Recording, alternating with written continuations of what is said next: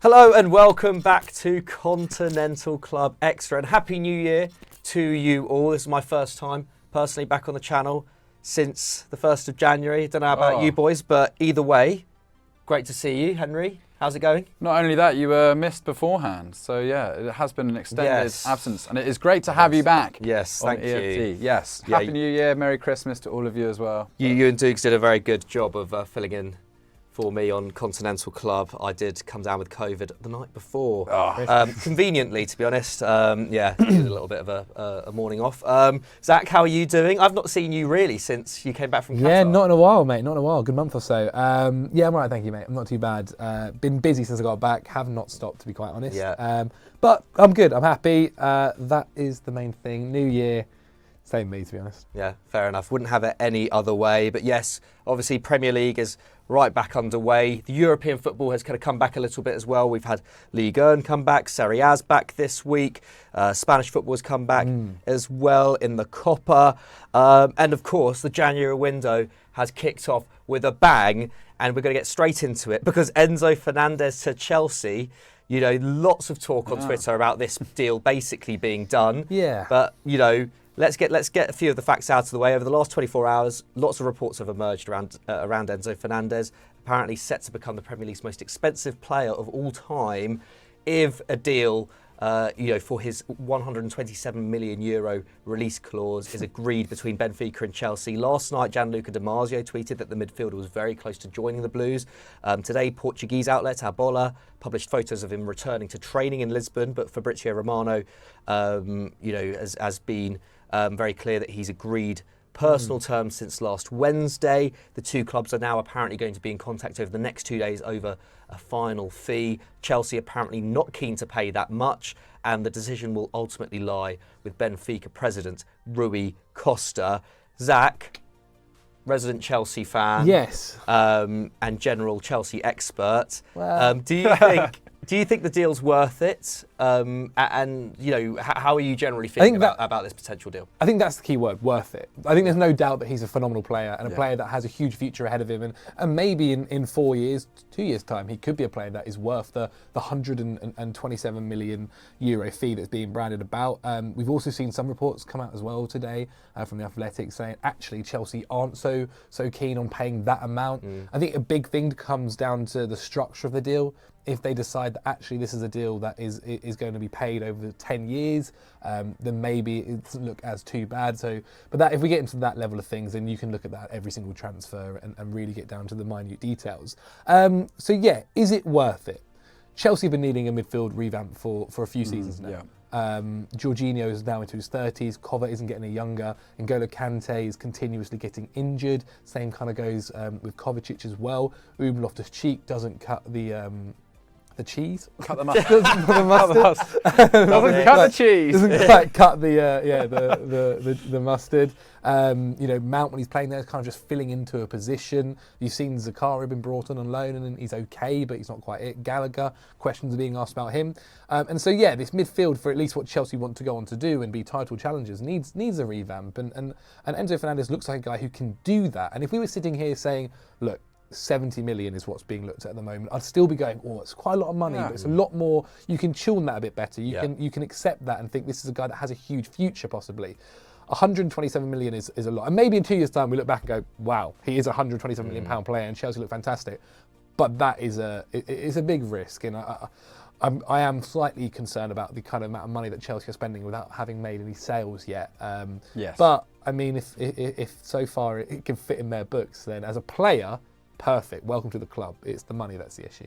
Yeah, for sure. I completely agree, Zach. I think if Chelsea hadn't had that record-breaking spending summer last year, then this wouldn't be seen as such a big issue. But I think, World Cup tax weighing heavily on this asking price. Also, I think the fact that Jude Bellingham is on the market as well soon for a similar kind of fee. More. I think that plays into this as well. But I mean, if Benfica were to pull it off, they'd make an €113 million profit. It's just 6 months. 12 million they spent in the summer. Yeah. I think that's what really hurts. I think that's one thing that I find really confusing is when you look at the other guys that Chelsea are bringing in, they're almost doing that thing where they're trying to get them in at that price. It's almost like they would have gone for him in the summer for that 12 million fee. What you're looking at them bringing this Santos kid from Brazil, Badiashile, who I'm sure we'll move on to later on, for quite relatively cheaper fees compared to this. And so when you look at this price, it does kind of shock you a little bit, especially when you look at the other players that have been bought for around 100 million. I think really only Mbappe is the guy you can kind of say has been successful. The curse of the 100 million pound signing. But Henry, enough about the fee. What does Enzo Fernandez offer Chelsea? Because obviously a lot of people saw what he did at the World Cup. Obviously, young player of the tournament. That midfield does need a revamp. Kante desperately needs a replacement. But what kind of role do you see him filling there? Yeah, his numbers are good, but once again, most of it's mainly based on the last 6 months. So I mean, obviously he's been brilliant. He has been brilliant. He's been good in the Champions League. Benfica are absolutely flying. Pretty sure they're still undefeated domestically. Roger Schmidt, they'll be really annoyed about this. Yeah. You know what I mean? Well, that's the only reason they would sell him. Is for the 127 million. Exactly. Otherwise they wouldn't. Otherwise they'd be willing to sell him for 70 in the summer. Exactly. But he does offer a little bit of everything. 3.3 tackles and interceptions per 90, which in a team which is kind of the ball bully in Portuguese football, that's pretty impressive, isn't it?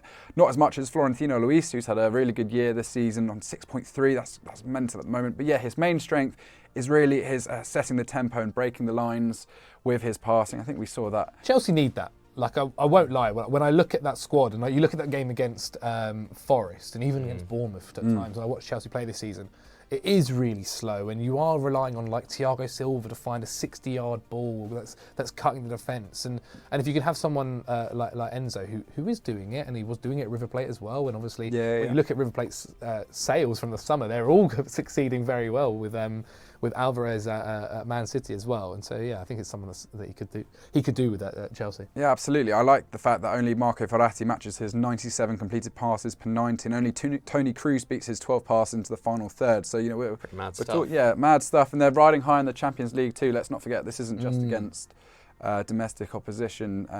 A league which is getting much stronger, but he's doing it, against the big boys in the Champions League. They had a tough group, didn't they, in the group stages this year? So it is good. And I think, as Zach says, there's a lot of guys who've been at Chelsea, had a chance, and maybe they need to be moved on. But I think only once that's happened can we really begin to see this Chelsea midfield take shape, because it's hard to know who's going to be getting minutes in the side at the moment. I mean, Potter's under a bit of pressure at the moment with some of the results that are going. So I'm just a bit worried for him, really. And I still just think if you can get Kovacic up back to that level again, which we saw at the World Cup, which we saw what a brilliant player he is. I mean, he's the top passer into the final third. He's kind of the guy that he would be going sort of head-to-head with in my mind in terms of the playing style. I still think Kovacic is a brilliant ball player. He's been at the very top level for a very long time, which Fernandez hasn't. And it's just, I know it's annoying to focus on the fee, but you have to. You're paying so much money for somebody who's hardly... I don't agree with people that kind of say, like, oh, it's not your money, it doesn't matter. Because it is a long-term future for the club, which you do have to think about. And part of this as well, in the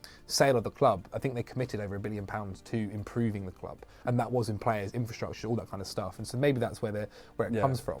There is a little bit of me as well that kind of thinks he doesn't necessarily have like the perfect position. Like Chelsea still need to go out and get like a DM to play alongside him. Because realistically, him next to Jorginho's not necessarily brilliant at defensive work, and so you're going to be asking him to do a lot of stuff too. It's a player that I think, if in an ideal world, yes, you'd take him every day of the week, and when you're building a future side like Chelsea are supposedly doing, it makes sense. But the fee is just so much money, and I don't think you can't sit at home and say, oh well, it doesn't matter, like it's the club's money or whatever, because in the long-term future with FFP and stuff like that, we've seen nowadays you can't. Like I know people say City and PSG get away with it. It needs to fit into it. It does. I think I would say I end off with the kind of concern that because so far the Todd Boehly era hasn't, had that many hits so far. I know it's only 6 months, but a lot of money's been spent. It would add more pressure, wouldn't it, to this Enzo Fernandez transfer? It would add more pressure to Graham Potter. But what do you guys at home think? What do you make of this potential transfer? Do you think Chelsea should pay full whack for Enzo Fernandez, or should they be patient? Maybe wait till the summer, maybe wait till next year, maybe look at other options. Jude Bellingham, like I said, on the market. Not too bad. Like a different player, but let's move on now to some action from Ligue 1. Lens 3, PSG 1 to kick off the new year. I mean, what a game this was. PSG's first defeat since last March. It was a real six-pointer as well. PSG could have gone 10 points clear with a win, but defeat now leaves them just 4 points above Lens in first. Neymar was suspended. Messi's only just returning from Argentina, isn't he? So they had a slightly weaker side.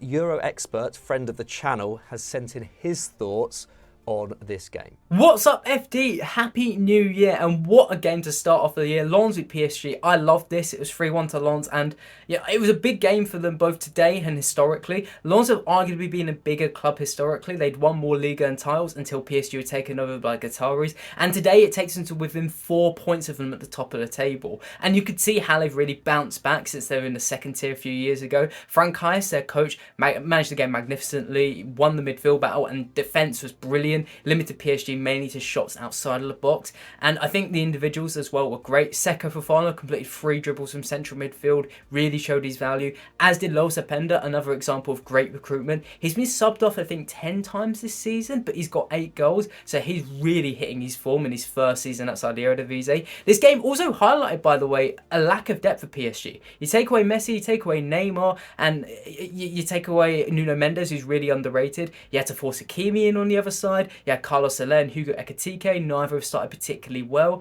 And I think this depth problem does have to force you to ask the question, guys. Do you think Lens could actually go all the way and pull a Lille/Monaco and win Ligue 1? Thanks for that, Alex. Very comprehensive analysis of the game there, as usual, from the Euro expert. Henry, from a Lens perspective, what do you reckon? Do you think they can catch PSG? I mean, they are in a good position now. They are. PSG will be slightly nervous. It's not as if they're unbeatable in Ligue 1, as we've seen in the last few years. That kind of illusion that they've got such a stranglehold can be broken at moments.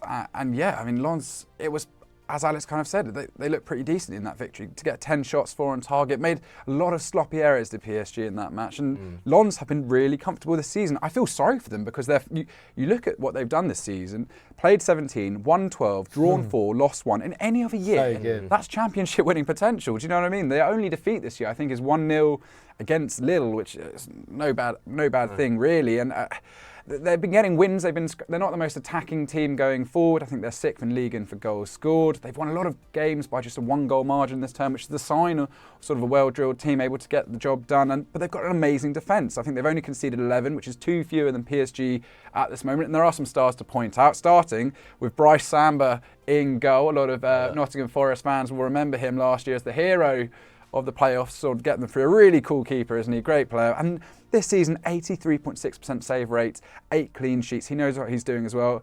And then Kevin Dancer at centre-half as well. He needs a shout-out. He was an Austrian international, but he spent a lot of time in England growing up at MK Dons and Reading. He was at Southampton for a bit, then Fortuna Düsseldorf. He's been at Lens since 2021. And yeah, he's been brilliant for them this season once more, putting in some great performances. But they've got a really good core spine, and there's lots of great spirit at that club. We saw that with the Seko Fofana contract renewal, really beautiful kind of scenes on the pitch, him coming out and announcing it, which kind of shows he's a wanted man. He could have gone to a lot of places really in the summer, but he's decided to stick around. He's been brilliant again this season, behind Florian Sotoka, who's 6 goals, 5 assists this season. He's 32 years old. He's hardly played Ligue 1 football going into this campaign. As Alex said, Lens were runners-up in 2019-20, so it's a really amazing story. They've got some great players.